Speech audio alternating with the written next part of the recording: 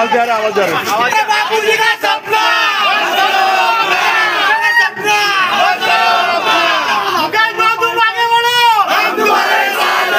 मागे सरका थोडे रे.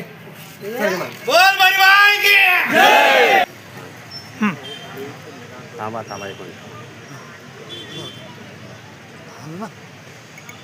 हां बोला.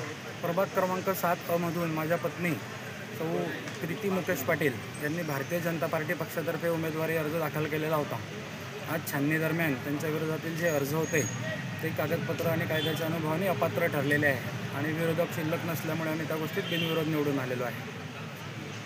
आणि आमचे लोकप्रिय आमदार आणि नामदार माननीय श्री संजूभाऊ सावकारे, महाराष्ट्राचे कॅबिनेट मंत्री, यांचा जो आशीर्वाद, यांचं योग्य मार्गदर्शन आहे, ह्या मार्गदर्शनामुळे हे सगळं शक्य झालेलं आहे.